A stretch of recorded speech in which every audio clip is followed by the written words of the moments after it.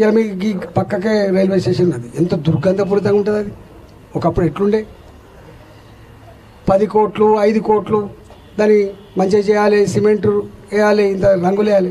No, ఇవాళ నీ railway స్టేషన్లు కూడా ఎయిర్పోర్ట్లను తలపించే పద్ధతిలో ఉండాలని చెప్పి కళ్ళగన్న బిడ్డ నరేంద్ర మోడీ పేదల ప్రయాణం చేసేట్టు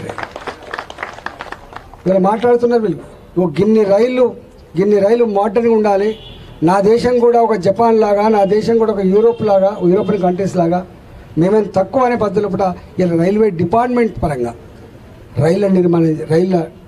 కొత్త రైళ్ళ నిర్మాణం చేసి కొత్త రైల్వే స్టేషన్ నిర్మాణం చేసి అది ఎట్లా చేస్తుందో మీకు తెలుసు. 1947 to 2014 1947 to 2014 మన ఎయిర్పోర్ట్ల సంఖ్య 75, కానీ ఇవాళ 153 154 ఎయిర్పోర్ట్లు వచ్చినాయి, డబుల్. చంద్రశేఖర్ గారు ప్రధానమంత్రిగా ఉన్నప్పుడు బంగారం కుదరబెడితే తప్ప జీతాలు లేవు దేశానికి, హ్యాండ్ టు మౌత్ బిచ్చమెత్తుకునే పరిస్థితి లేదు.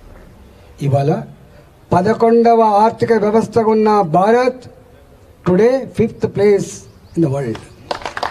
5th place. నాకు మీరు అధికారం ఇవ్వండి, ఈ దేశాన్ని 3వ ఆర్థిక అతిపెద్ద వ్యవస్థగా తీర్చిదిద్దని చెప్పిన మోడీ గారు. ఉత్తగానే ఆయన ఎప్పుడు ఎన్నికలప్పుడు దీపిక వచ్చినా కూడా ఈ సమస్య ఉందంటే తీస్తా అంటది, రోడ్ ఎత్తామంటే ఎత్తా అంటది, మురి కడతామంటే కడతా అంటది, ఆయనకి పైసలు లేవో కూడా చూడు కట్టిస్తా అంటది. కానీ మోడీ గారు మాత్రం ఎప్పుడు డెస్పరేషన్ గురిగాలి, ఎప్పుడు ఏమైతుందో ఆందోళన లేడు. ఒకటే, నేను సేవ చేస్తున్నా, నన్ను గుర్తిస్తే ఆశీర్దిస్తారు, లేకపోతే ఆశీర్దించరు.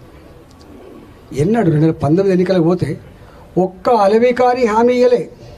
ఇవాళ కాంగ్రెస్ గవర్నమెంట్ ఇచ్చి చూసిన 66 హామీలు, 2500 రూపాయలు ప్రతి మహిళకి, ఏ మహిళకో తెలుగు చెప్పలే, 2500 రూపాయలు ప్రతి మహిళకి ప్రతి నెల భృతి ఇస్తా అని చెప్పిండు. ఏ మహిళకని కూడా చెప్పలే. ఒకవేళ అది ఇవ్వాలనుకుంటే నేను ఆర్థిక మంత్రిగా పనిచేసిన నాకైతే అర్థం కాలే అది ఎట్లా సాధ్యమవుతుందో.